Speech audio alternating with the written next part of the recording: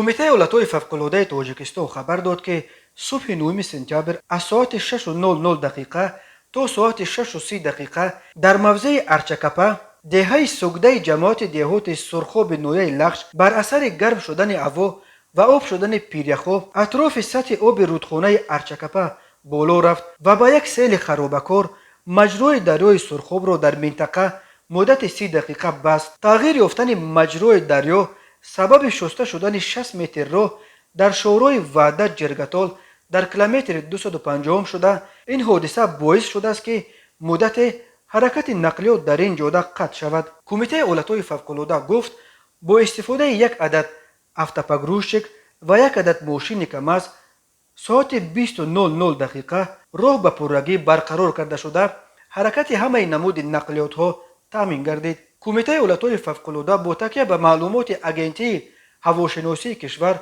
هشدار داده است که تا 12 سپتامبر در یک قطار ناحیه‌های جنوب کشور و نواحی تابع مرکز شمال پرشدت که در یک ثانیه از 15 تا 20 متر می‌وزد و احتمال به وجود آمدن خاکباد و خاکریزش در نظر داشته شده است.